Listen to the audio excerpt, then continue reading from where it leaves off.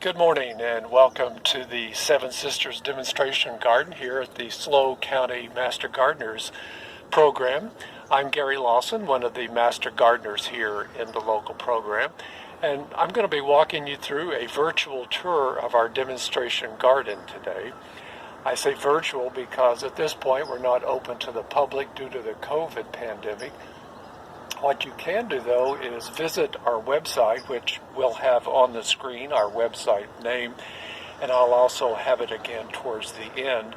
And that would allow you to review the video we're making today.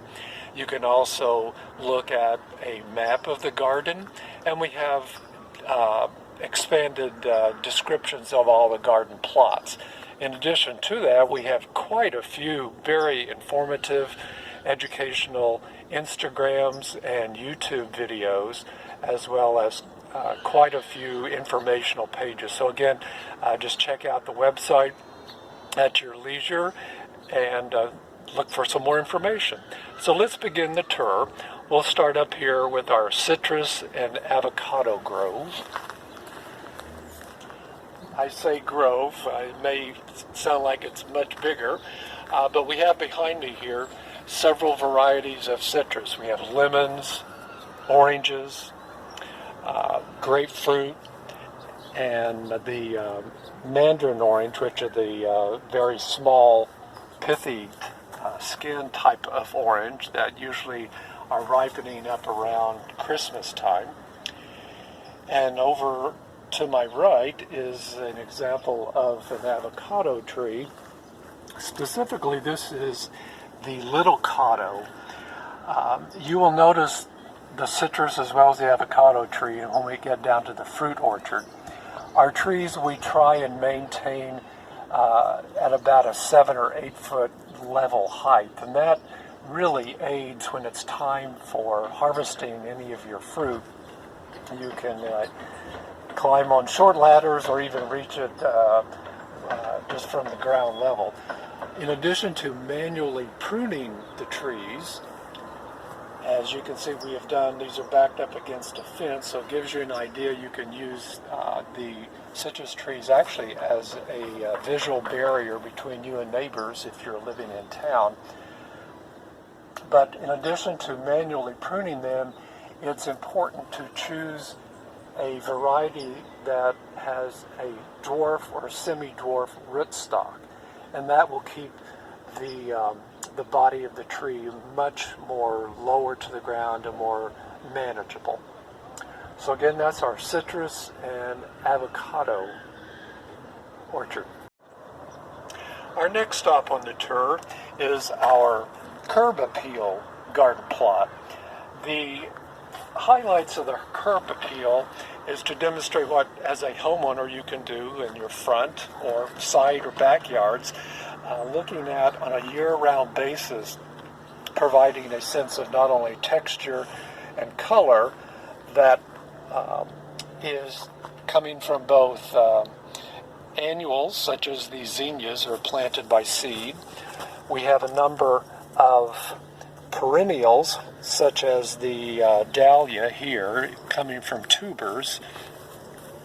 You get a better sense of the dahlias in our other bed here. Advantages of having these curb appeals throughout the year is it provides food and nectar pollen for pollinators. And specifically this verbena right now I have growing at home in South County. The goldfinches are really feasting on it. The seeds are quite tiny, such as the Niger seed that you buy to feed the pollinators. In addition, I see that there's a dill plant here, so not only would you feed the pollinators, but you yourself can get some herbs from these curbside plantings. As I mentioned, there's annuals, perennials, some are propagated by seed. The dahlia here is a tuber, so these will come back year after year and throughout the seasons. I also noticed a surprise, there's a pittosporum, which usually is grown as a shrub. It depends upon the species. This one can get up to 25 feet tall, so this may be on a dwarf or miniature pittosporum, but it's nice to have something that's going to be green throughout the year as some of the flowers will fade and go to seed. In the background here, a concept that the curb appeal is highlighting is you will want to try and put some of your much taller plants towards the rear. It's a visual pull into your garden. The group has used an arbor to train their ornamental gourds, which this is a second planting this year, and you can see this flower has already getting ready to go to seed, which will produce a gourd. And you can use these for making bird feeders and bird houses later. And look at the color of this salvia. Isn't that just incredible? Again, we're in the garden at the late summer. This is now first part of September, so the spring blooms are already gone. The summers are fading, now the fall bloomers. Okay, we'll walk around the corner now and go to our wildlife habitat. Now we'll be entering into the creating and maintaining wildlife habitat garden plot. It's a nice segue from the curb appeal, looking at the types of plants we can use for pollinators. The focus on the wildlife plot is attracting, maintaining a living area for the different types of wildlife in our gardens that many of us want, such as insects and birds. 4 aspects in the wildlife plot is you want to provide a sense of food, and a second would be water, third is space, and then the cover would be the 4th area. So to demonstrate that, we have some bird baths here. Somewhat typical, we've also added these rocks, and I'll show you another example in a moment, but you want to be able to have spots for birds to perch on as well as butterflies, so they don't have to go right into the deep water. So providing a sense of water that you want to keep clean. So everyday checking. Certainly we're getting ready to have a heat wave here in SLO, so this will be a daily task to make sure it hadn't dried out. As I mentioned, in addition to water, you'll want to think about providing a sense of food. Now the food will come from flowers that will provide both the pollen as well as nectar. And you can see to my right here, the California fuchsias are just now becoming into bloom, and the hummingbirds will absolutely be hanging around this for all day. In the same bed, there are some of the hummingbird sage, which bloomed earlier in the year. They're now coming back now that the weather is cooling down somewhat. A nice aspect about using natives, such as the fuchsia and the sage, California sage, is it's very low maintenance. In fact, if you plant them and leave them alone, they're going to do much, much better than if you're overwatering, providing too much fertilizer. So that's a draw on using the California natives, which you'll find throughout our garden here is a highlight that we try to maintain in most of the beds. So providing food for the pollinators, specifically using the flowers. In addition to that, you'll have options of looking at seeds and fruit. And behind me here is an example of a tall bush or tree, and this is the coffee berry that earlier in the year the flowers provided nectar and pollen. Now they're going to seed in this fruit. The birds will be feasting on that. That's the coffee berry. Behind me is an example of another native type of buckwheat. This is the St. Catherine's lace. And now that the sun's out, here's a bee right now on here. The bees will be covering this, again, going for the pollen and the nectar. I'd like to point out, many of us, when we say bee, what comes to mind is the honeybee, which is fine, and we reading all about the decline of the honeybee, the domesticated bee. But most important for here, for our gardens, are actually the native bees, which if you look at the productivity, the native bees actually provide 60 to 70% of the pollination more than the honeybees. Another advantage is the native bees usually will be coming out earlier in the day when it's even cool before the honeybees do, and they'll stick around year-round providing that pollination. So in addition to the water and the food, whether it's fruit, nuts, or flowers, a third aspect in your habitat garden is going to be providing a sense of cover.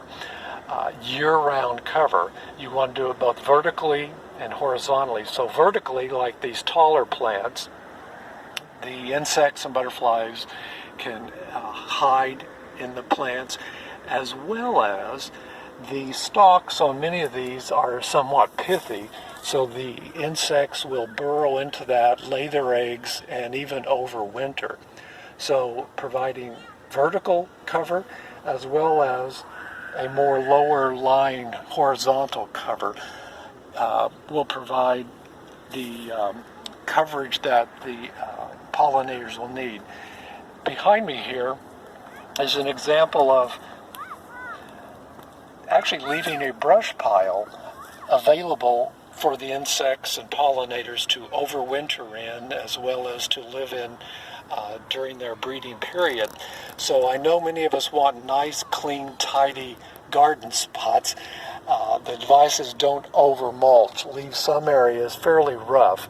In fact, many, if not most of the native bees will burrow into the sand and mud to live and to raise their young. So you can even leave specific areas for those native bees.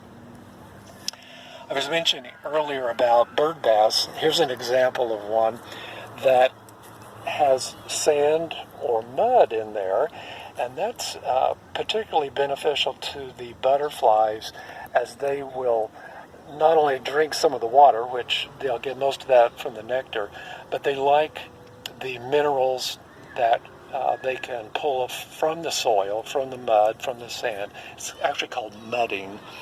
And right next to the bird bath is an example of some native milkweed.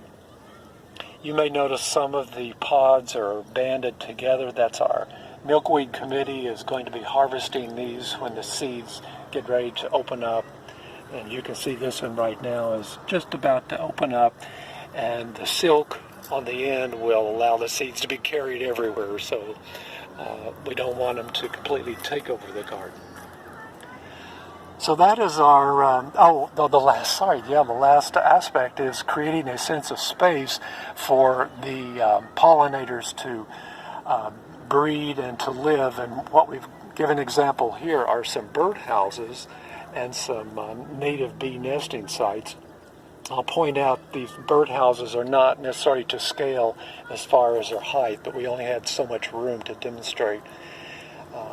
So those are the bird houses, as well as the native bees. Many of them are living in tubes or channels, so you can actually make a native bee nesting site using bamboo, straws, or just garden refuse that has a pithy core. Okay, our next stop is going to be the scent garden.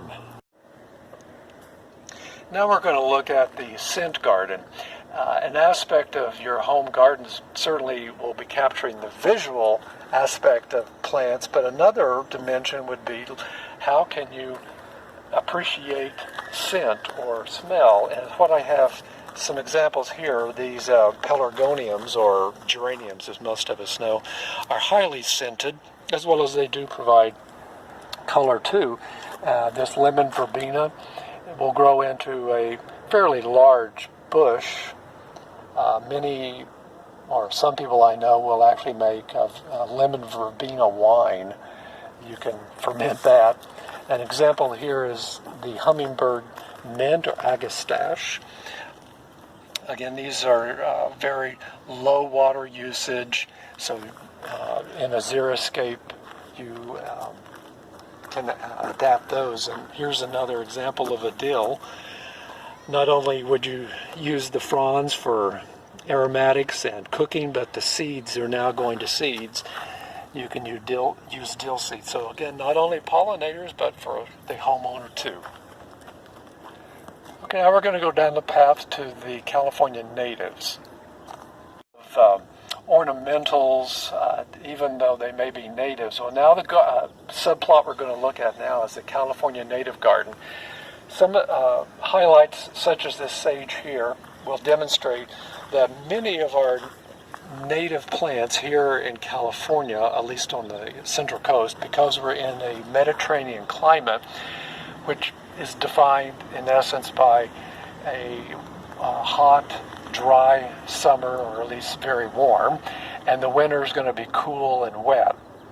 And one of the evolutionary results of that is many of our native plants are going to have a gray-green because the leaves are coated with an oil to help conserve moisture. So you'll find that Mediterranean aspect around the whole world, not just here on the Central Coast. So the sage certainly demonstrates that. This is the end of the season, so they're going to seed now. The goldfinch will like this also because of the tiny seeds.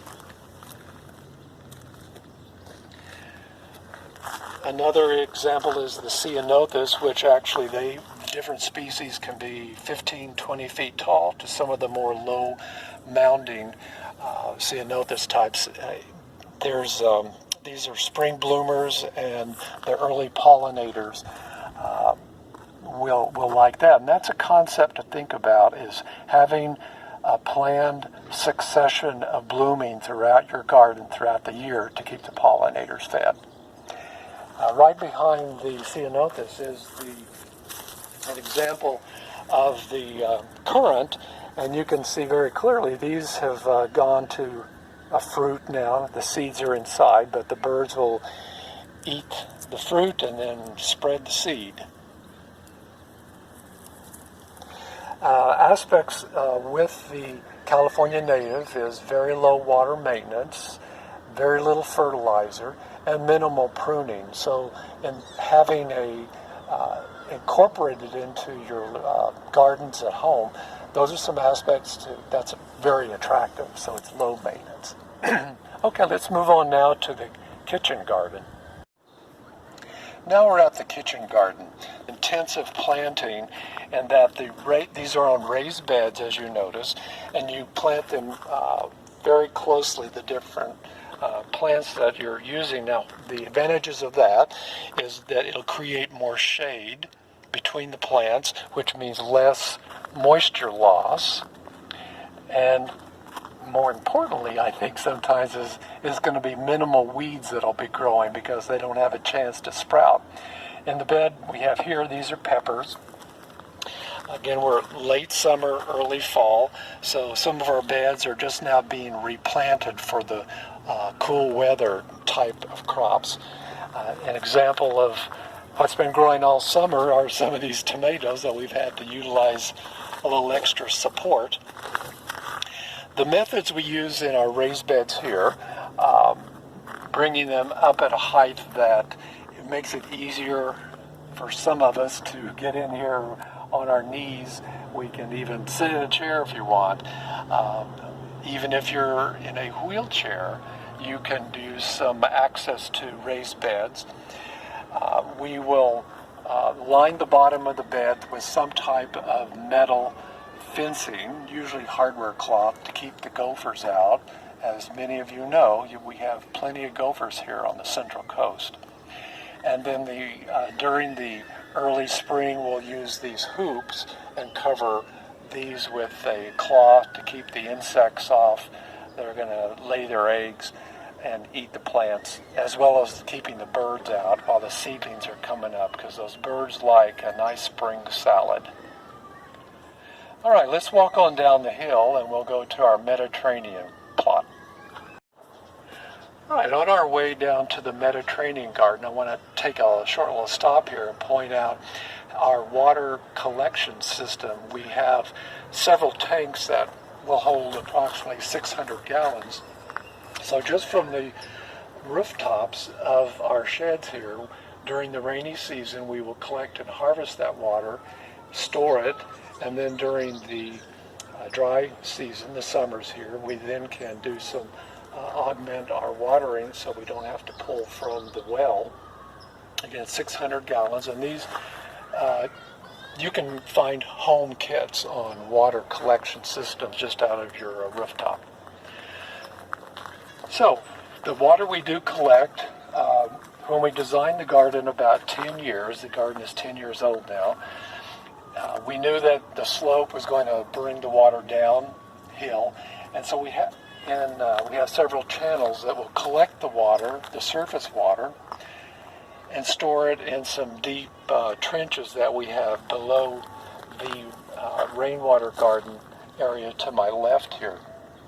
This rainwater garden, we do provide some auxiliary water, as you can see the drip tubes, but it's by and large self-maintained with the deep water that comes in from the rain and stored down below in the trenches.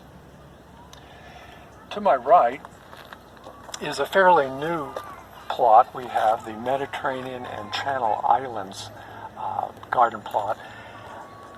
I would guess these have been here about 2 years, and why I point that out, when you are planting perennials, such as the ones in the garden here, it's usually safe to think about 3 to 5 years before you can get a plant to a size that you want to show off.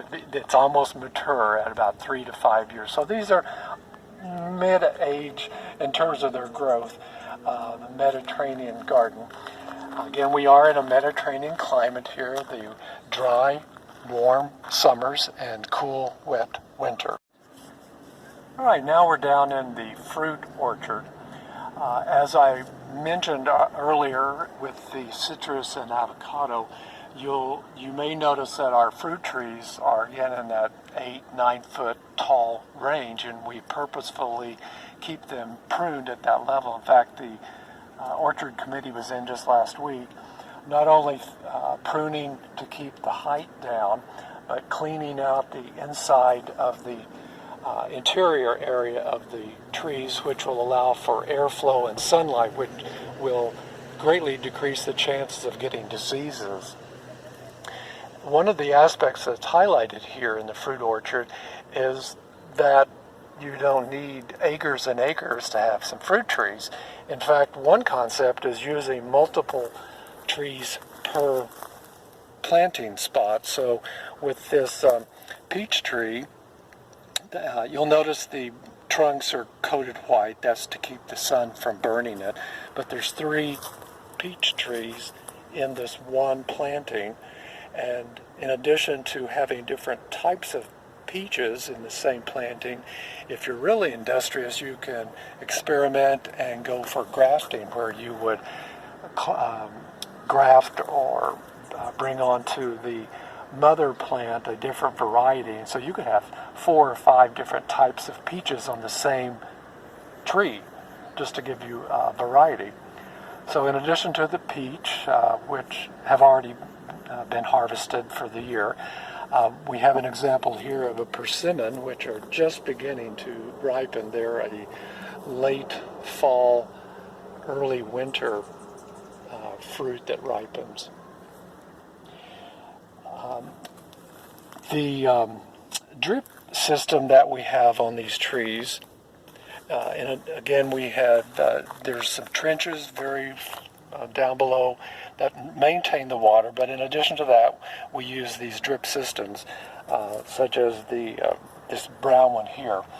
I point that out, that it's called the drip line, and it's not just the water drips from the line, but you want to bring those water lines, feeder lines, out to the edge of the tree, the branches, because when it rains, that's where the water is collected and then drops down. So you don't want your watering system up next to the trunk, or you'll increase the chances of getting something like root rot. So you bring those water lines out to the drip line of the tree.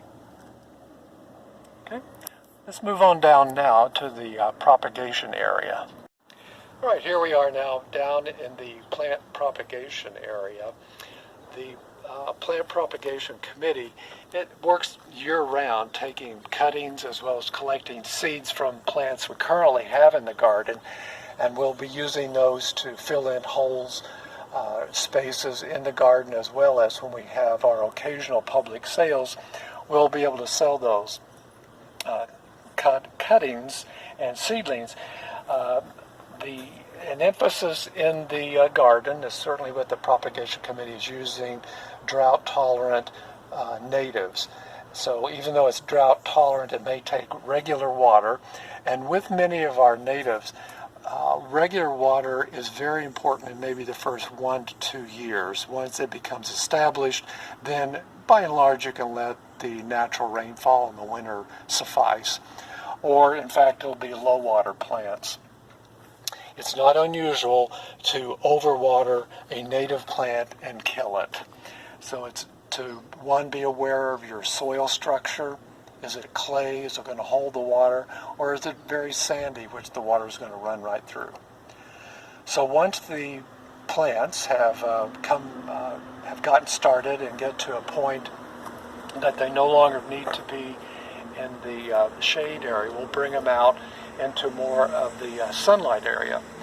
I just want to highlight this Mexican tulip poppy as I walk by. I just think in the sunlight right now, it's absolutely stunning. It's similar to our California poppy. It's going to seed once the flowers stop, and then they'll burst, and seeds will be going everywhere. So we're going over here to look at, now that the plants have hardened off, and now they're beginning to be more sun tolerant. We have some examples of the manzanitas, which are a native, many different species of those. Some will get up to 15 feet tall, and some will actually be very ground hugging and be almost a mound. So again, once they leave the shade cloth area, then we bring them out to more of the full sun. Okay, let's walk over here. I happen to notice a very large milkweed I wanted to point out. We keep talking about the importance of providing food sources to the pollinators. This is an example of a sometimes called a Shoei milkweed, or it's Asclepias speciosa. These have already gone to bloom, and once the bloom fades away, they form the big seed pods. And then once those dry out, they will burst open, and seeds will naturalize and go out throughout your garden. The monarchs, especially like, they'll eat the nectar and the pollen, but they need the milkweed to lay their eggs. That's the only plants that they will lay their eggs on. Okay, let's walk on up now to the composting area and look at that project. As we've walked through the garden, I would point out many times that when we do our prunings to bring at least the trees down, or even some of the ornamentals, unless they're diseased, we don't necessarily throw them away. In fact, we're going to bring them over here to the compost area and collect them so we can make compost to use in the garden. We'll use both brown material, which are dried plant materials, if you will, and green materials. You cut them up so you can store them, such as here, and then we're going to send them through the chipper to break them down into much smaller pieces, keeping a ratio of about 50 to 50, so 50 brown, 50% green. If you have too much green, it'll actually create mold and mildew, and you can't get air in there to help the microbes break down the plant materials. So mixing and chipping the brown and the green. After you've done that, there are several methods of storing your product. This is about midway through. Again, there's no soil in that. These are just plant remains. Leave this sitting for several weeks, keeping it moist, not wet, and turning it aerated. And then once you have let that sit for several weeks, you'll end up with a finished product, which we in the garden call black gold. Compost is important to the soil structure. Here's a little lizard here. Not so much in providing nutrients, vitamins, which it will somewhat, but the main issue is providing water structure to your soil. So if you have sandy soil, like I do in South County, the compost will help retain the moisture and provide areas in the soil that oxygen can get into, because the plants need that. If you have clay soil, like many of us do here in SLO County, it will break down the clay, which are very, very fine particles, and the plants can't breathe and the roots can't breathe. So compost is good for both sandy as well as clay soils. Okay? Let's take a quick peek here at the fruit trees, not freestanding as we saw down in the orchard, but as an espalier format, in which the trees are trained, in this case on a heavy fence, and attached to the fence so that we can keep it very compact and guide the direction of the limbs. So you can see there's actually, these are apples. This is a Jana Gold apple. We learned a year or so ago, the demonstration garden is an educational learning experience. So we learned we were actually removing too many of the leaves, and it wasn't helping with fruit production. So we've learned, modified it, and now these would be the fruits that we've left to be harvesting here, probably in the next 2 weeks or so. One learning that many of us have found the hard way in a fruit orchard is not to get too greedy, and that the plant, the tree, will produce way more fruit than the limbs are capable of actually holding, and you'll end up with a lot of small fruit that get very heavy, and the limb will in fact break. So it's spacing out your thinning of your fruit to where you have several on the leaf and fruiting buds. Okay. Welcome to the Fire Safe Demonstration Garden. What we're trying to highlight here are the principles used that are given to us by CAL FIRE as homeowners, how to lower the availability of fire and fuel to your home in case of a fire.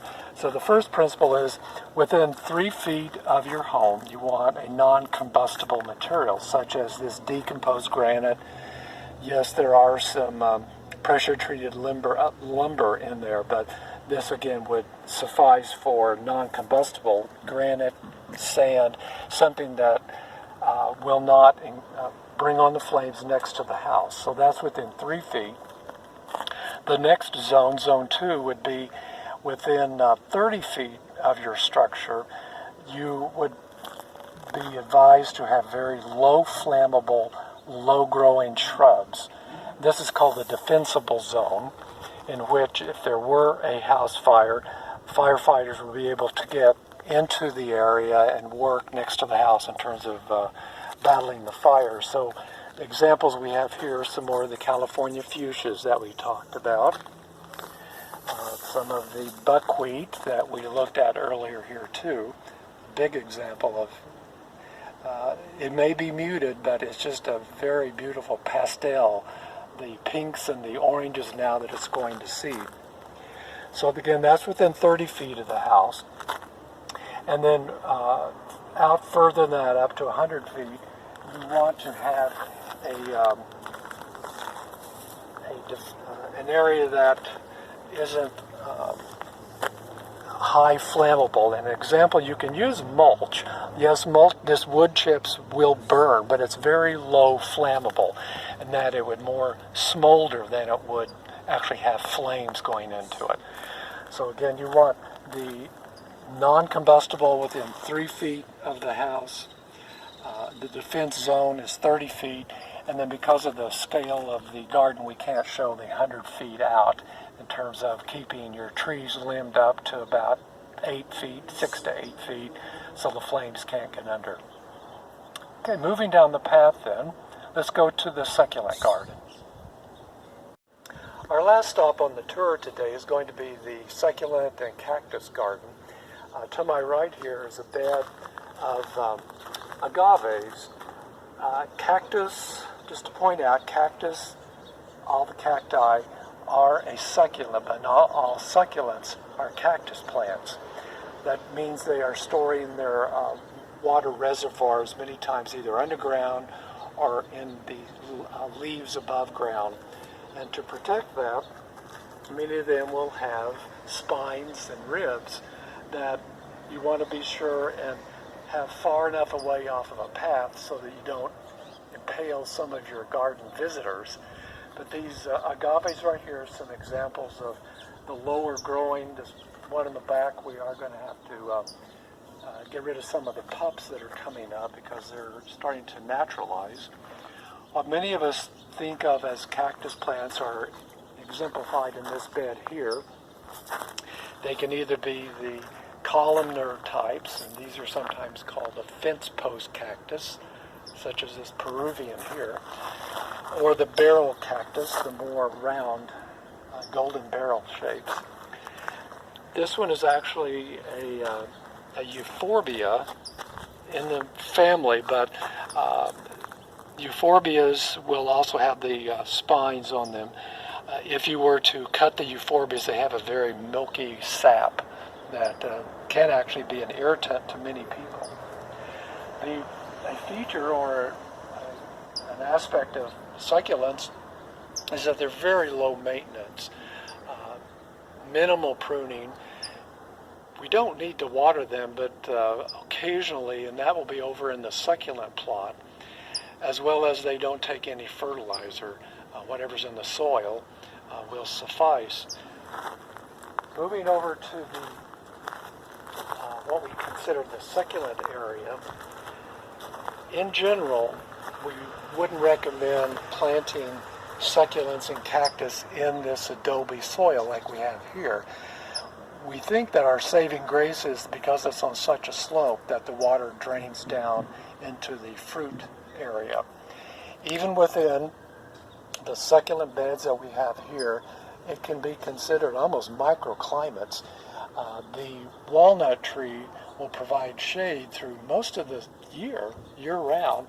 So a number of the plants here will be in shade, which actually succulents like a filtered light. They're not necessarily heat-loving. We do have one small section here that we're devoting and developing for a North County.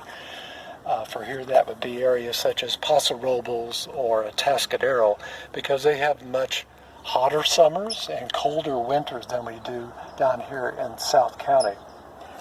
An example of one yucca that's blooming right now, and the hummingbirds will like this too, is a red yucca. Many of the succulents are actually coming alive right now. We're moving into the early fall. That's the cool weather. That's when they will do their most growth. They're still alive in the summer, but many of them will kind of shrivel up and you think, oh, they're dead. Nope, they're just in their summer dormancy. We have a few more examples, again, of succulents. They can be these, this is called an elephant food. In the native Africa where they're from, these will get up to 10 feet tall, and elephants evidently really like them and keep them pruned. To my right here is an example of an aloe that's blooming right now. Again, any of the plants with the long flower tubes, the hummingbirds really will appreciate that getting in there. Just giving you an example of what you can do with your home gardens. You don't even have to throw away old bricks. Terracotta, you can use those decoratively. So ways of giving also some safe and secure areas for animals like lizards. Well, that brings us to a close of the Seven Sisters Demonstration Garden. Again, we'll have on the screen below the website that you can go and revisit, as well as get in communication. Send us your questions to the SLO County Master Gardeners Group. Thank you for joining us today.